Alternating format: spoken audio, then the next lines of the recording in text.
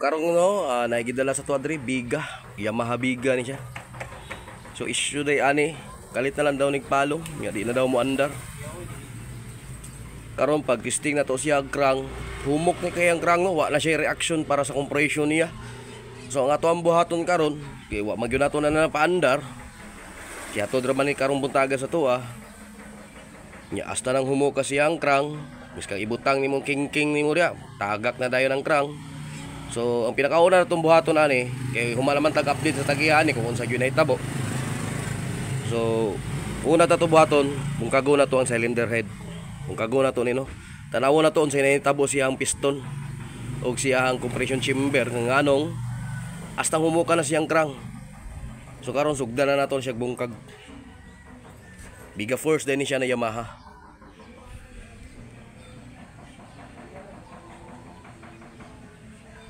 No, bihira kita makakita og aning mga senaryo no.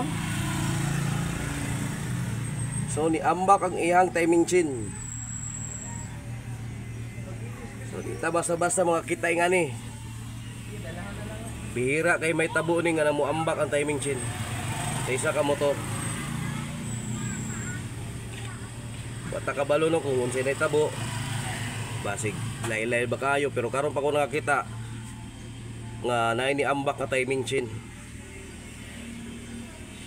So ato ning continue sa tukuano unta wala nagbangga ang piston ug ang barbula.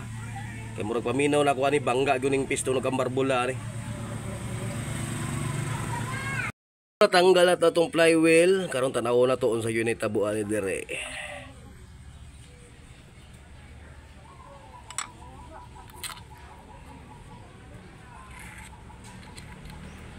Kay ni-release mong good ni. So ni-release lang yun siya no. Release yun siya.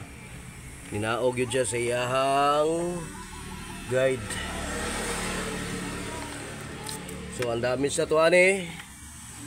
Timing chain, valve, og rebore.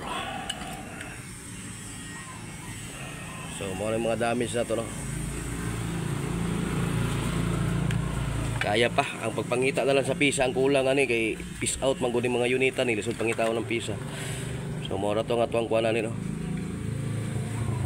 So ilisa na to siya timing chain, rebore piston og duha ka barbula kay nabawog ang isa nabangga sa piston. So mo ni siya no tong biga force Yamaha. So tara no, ginahinay na natong kaod ang ato ang Yamaha biga. So nagili sa tagbagong timing chain ani. Giparibor na to. Ilis tagbagong barbula kay nga piko man to. Nya ang problema de ato bantog giambak siya. Nadaot di ang tensioner. So wala na nitulak ang tensioner no, mao to siya ni ambak ang iya timing chain. So karon no, dastar na nato siya para mataod na nato ni siya, masimbol na nato niya, matestingan nato pandar.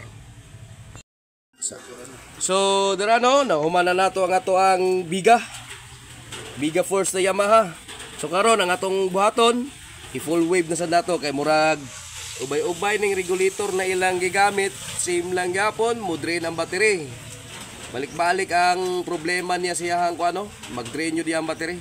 So nata diri lihuay na kuan nga CDI ang regulator mao nitong ipuli no. I-full wave lang nato ni kay para anay reklamo ang tagiya ning di na siya magsigig. Palit og battery, murag kaupat na daw ni sila nagpalit og battery ani. Upat ka battery og tulo ka regulator. So karon i-full wave na lang nato ni siya.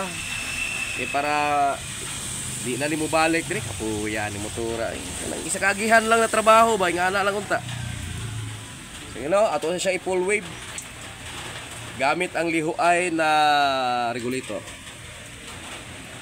Andar na to ang biga Yamaha. Andar na siya no. So makita na to diri siya ang voltmeter no. So dagan siya 14 14.3.